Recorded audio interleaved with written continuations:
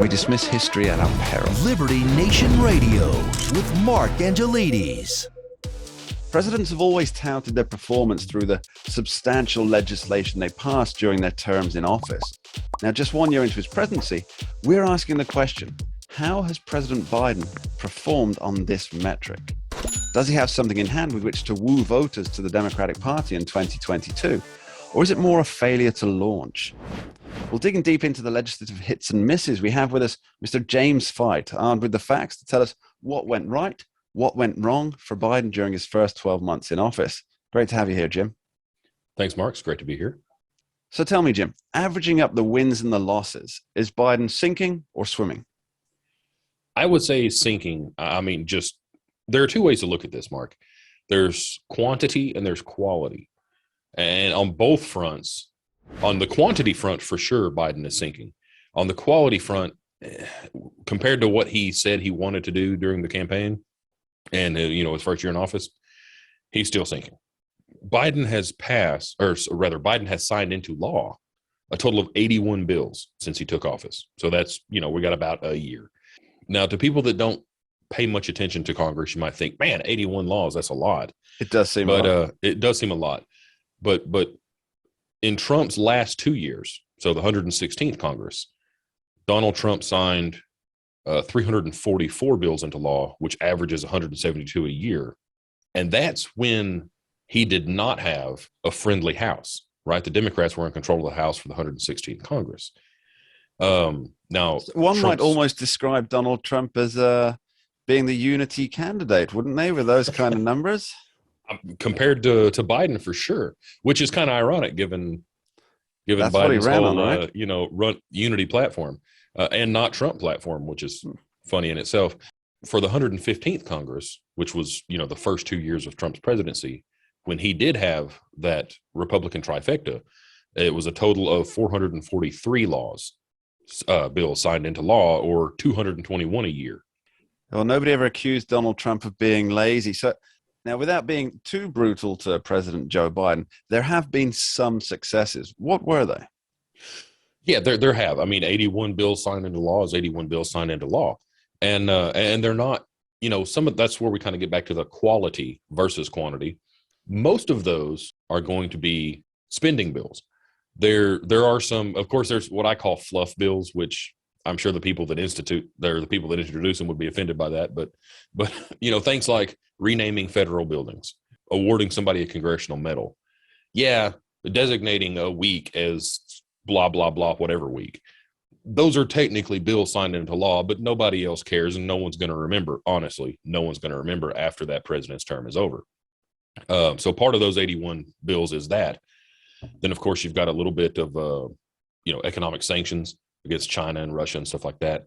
But mostly it's going to be spending bills. And the biggest, that's where his biggest successes come in, I think, are going to be the pandemic relief bills, which, those are they are successes because that is something that he wanted to do. But I also feel that even with Republican control, that some of those would have still happened. Probably the biggest success is going to be his infrastructure spending that he did get through, the so-called bipartisan infrastructure bill. And now it's time for the losses, unfortunately, Jim. So what are some of the biggest legislative blows that he's faced? Man, Build Back Better is the first one that immediately leaps to mind, segueing off the win on the other infrastructure bill, the one that is, they called it a human infrastructure bill. Really, it's a big socialist wish list, kind of retooled to technically fit the very open-ended definition of infrastructure. And, that failing to pass that, I think, has been probably his biggest legislative loss. But, close on the heels, the two voting rights bills that were very big issues for the Democrats also failed. And, of course, the bills that never actually made it to vote. Now, normally, Jim, a president would be blaming such legislative roadblocks on the opposition party, calling them obstructionists. But Biden doesn't seem to have that luxury, does he? Not really. Not with the with the trifecta of power, but really, what has tanked the legislative agenda so far is two Democrats. That's, of course, Joe Manchin from West Virginia and Kirsten, Sinema of Arizona. Yeah, it seems to me that he seems to be arguing, especially with the voting bills that he's been looking at recently, that it's wrong for the minority to hold up the majority, which is strange, seeing as it seems to be a 52-seat minority arguing against the 48-seat majority, which obviously doesn't make any sense. Yeah, the math doesn't work out there. It really doesn't. So final question for you, Jim. If you're going to give me a scorecard of Joe Biden's legislative hits and misses, a scale of 1 to 10, where do you put him on this? You got to give him a little bit of credit because he did get some things. I don't even know how much of that he was responsible for, really. We'll give him like a 2 or a 3. A 2 or a 3 for Joe Biden. Quality and quantity, very low, but he did get a few wins. James Fight, thank you ever so much. Thanks, Mark. You're listening to Liberty Nation Radio, heard across the Radio America network from our flagship station in the nation's capital, WWRC in Washington, D.C. Now, coming up later, has Joe Biden been good for the nation's founding documents? But after this short break, we ask, what has this administration done for America's standing on the international stage? We dismiss history at our peril. Liberty Nation Radio with Mark Angelides. We're doing it for real, really real.